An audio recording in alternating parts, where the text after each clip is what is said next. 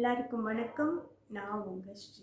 நான் உங்கள் கூட பேசுகிறது விஷயங்கள் எல்லாம் நான் பார்த்தது, கேட்டது, என்னுடைய வாழ்க்கையில் நடந்தது.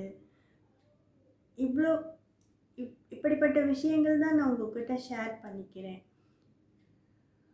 அதில் ஒன்று, நம்மளுக்கான காலம் வரும் வரை காத்திருக்கணும்னு எப்பயுமே சொல்வேன்.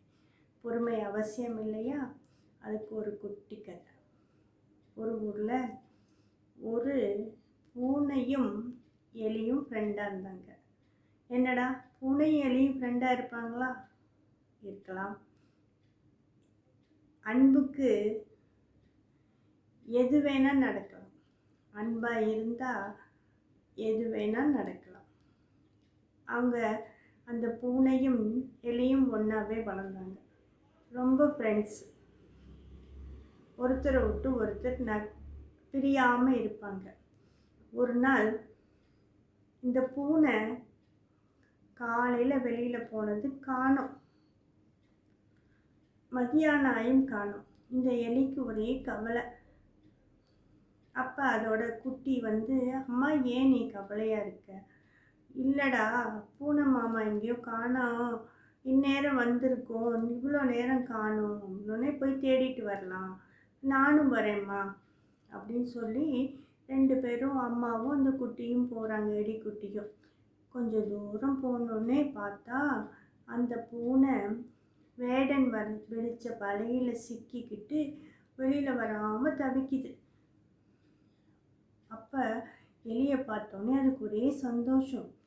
டே வாடா, சீக்கிரம் என்னைய காப்பாற்று அப்படின்னு சொன்னோன்னே, வெயிட் பண்ணு, நான் உன்னை காணோம் தேடி பதறி போய் வந்துட்டேன் அப்படின்னு சொல்லிட்டு வலைக்கு பக்கத்தில் போய் மெதுவாக வலையை கடிக்குது.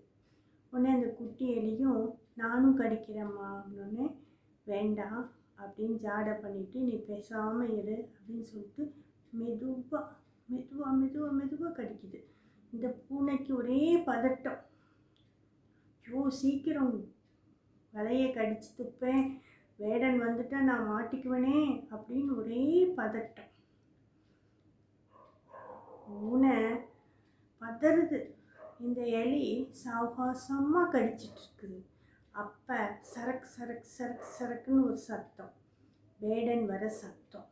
உடனே அந்த சத்தத்தை கேட்டோன்னே அந்த எலி கரக்குன்னு அந்த வலையை கடிச்சு துப்பிடுச்சு. டபால்னு அந்த பூனை வெளியில் பாஞ்சு போய் தப்பிச்சிருச்சு.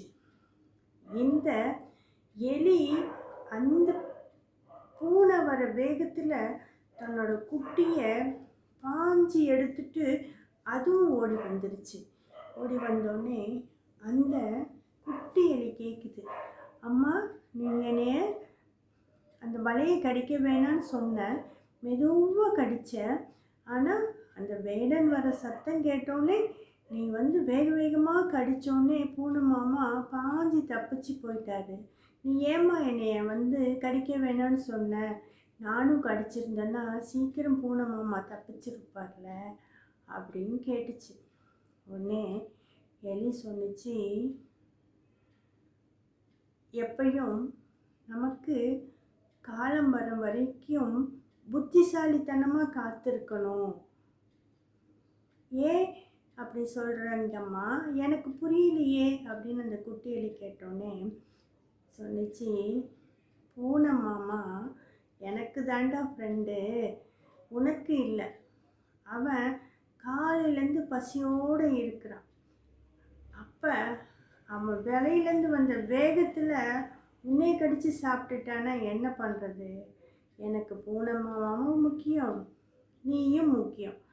அதனால் மெதுவாக வலையை கடித்தேன்.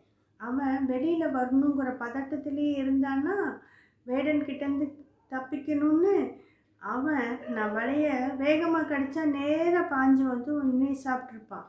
அதனால் வேடன் வர வரைக்கும் காத்திருந்து நான் வலையை மெதுவாக கடித்தேன்.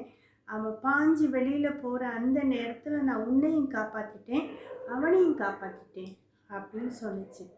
இது மாதிரி தான் நமக்கான காலம் வரும் வரைக்கும் புத்திசாலித்தனமாக காத்திருக்கணும்.